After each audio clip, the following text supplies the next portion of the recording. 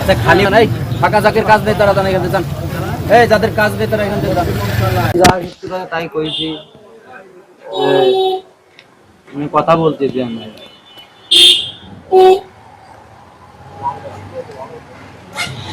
আরে তুমি যে ম্যাডাম ওই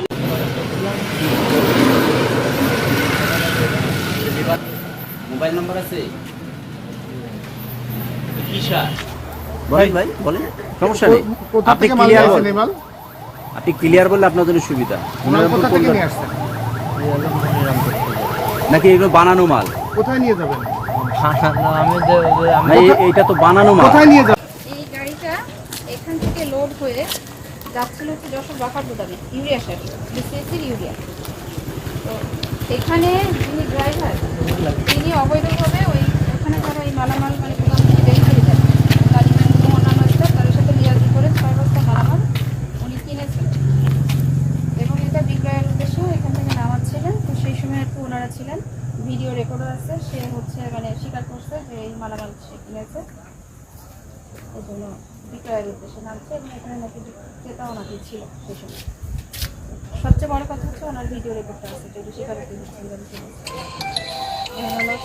আচ্ছা আপনি তো বাল্কের লোক তাই না? ধরেন যে সাপোজ বেশি হয়েছে, তো আপনারা কি এই যে সব দেখাবো। আমি মুভ করবো কিভাবে? এই দেখেন, এই যে হলো রাজ এন্টারপ্রাইজের এলপি অর্ডার, বুঝছেন?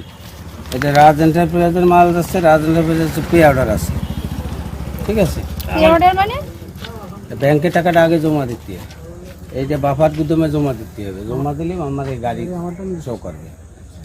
আর এই গাড়ি নিয়ে যশোর গুদামে যাচ্ছে, গেলি ওইটা দিলি 500,000 বুঝছেন? 5 লক্ষ টাকা।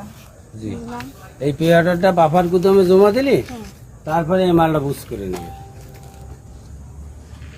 মানে আপনি আসলে সারটা নিয়ে যাচ্ছেন যশোর বাফার গুদামে। যশোর বাফার গুদামে জি জি, নিয়ে যাওয়ার পথে আপনার 6 বস্তা মালামাল ভুল করে বেশি দিয়ে দিলেন। মানে ওইখানে টালিতে হ্যার পড়েছে, মেলা লেবার টালিতে 19-20 হয়েছে।